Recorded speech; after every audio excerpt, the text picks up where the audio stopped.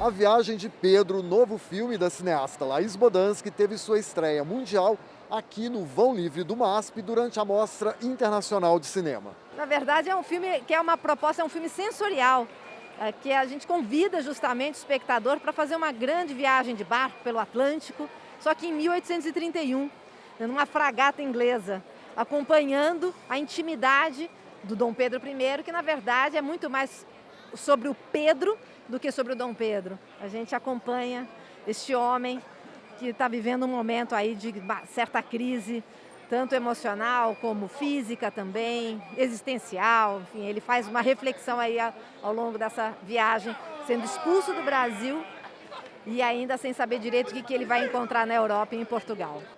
Eu acho que também desafia essa questão do que é ser um macho alfa, né?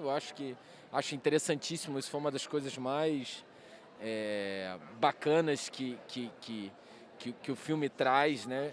Então, eu acho que a gente está discutindo isso hoje em dia, né, com masculinidade tóxica e em vários outros setores também, né?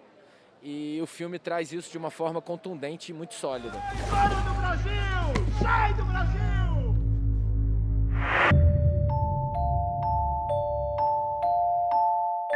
Eu acho que esse recorte também me deu muita liberdade, por não ter registro, para eu poder criar e emprestar ali um olhar contemporâneo do que teria acontecido com ele nessa viagem. E ele representa num microcosmos, nesse barco, o que era o Brasil naquela época.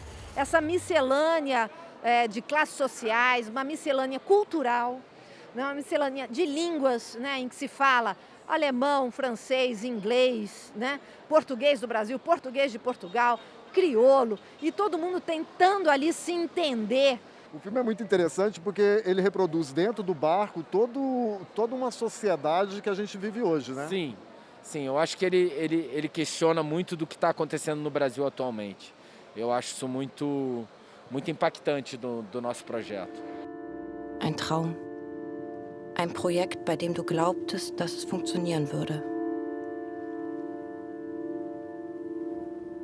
Aber dieses Stück Erde, das dich als kleiner Junge willkommen hieß, als du aus Portugal ankamst, vertreibt dich jetzt. É um filme de época brasileiro que dá voz aos pretos. Isso não é muito comum, Laís. Não daria para fazer esse filme hoje sem olhar justamente para aqueles que não têm nome nos livros de história, que a gente não sabe exatamente quem são, o que eles sentiram. Né? Assim, hoje não daria para fazer esse filme sem mencionar e sem dar nome para eles, sem dar história para eles. Eles estavam sim naquele barco. E por quê? É importante que os corpos tenham voz, todos os corpos possam ter voz. E o corpo preto é extremamente importante para que haja uma reparação histórica, para que haja autoestima, para que haja outras interações, sabe? É importante que os oprimidos possam ser ouvidos e para ver voz, para ver lugar de fala, é necessário um lugar de escuta. Então acho que todo mundo tem que trabalhar essa escuta, né? Eu acho que é um filme que dá voz a artistas negros, né? Porque nós somos todos atores e atrizes com várias ascendências étnicas. Portanto, o barco em si acaba por representar uma espécie de proposta de Babel, uma proposta babilônica quase, que está em trânsito, não é?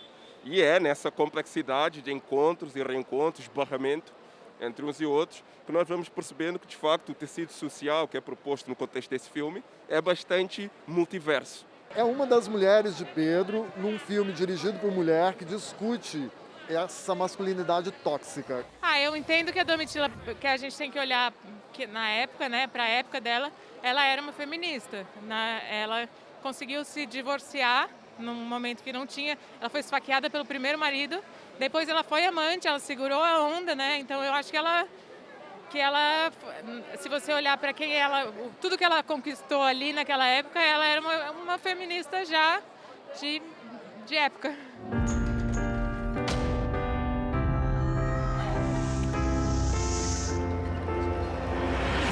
É um filme, né, que se passa dentro de um barco, né? Então a gente teve que construir um barco, um navio, uma caravela num estúdio, né? Eram 7 cenários enormes e filmamos o exterior do barco no Cisne Branco, que é uma embarcação da Marinha Brasileira que nos apoiou.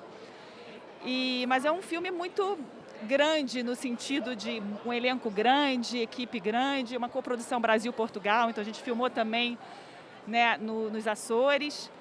E muita emoção tá agora aqui no Vão Livre do MASP para levantar a âncora desse filme, né? É um trabalho muito lindo da Laís, um roteiro muito corajoso.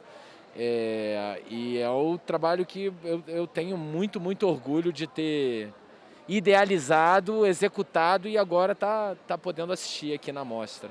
Nossa, esse convite da Renata Almeida para estar aqui fazendo essa estreia mundial, exatamente, veio como um presente. Quando ela fez o convite, a gente não titubeou, a gente falou, a gente quer. Aliás, era tudo que a gente queria, era ter a chance de fazer a estreia, uma estreia presencial, uma sala cheia que a gente vai ter a chance aqui, porque a gente está ao ar livre.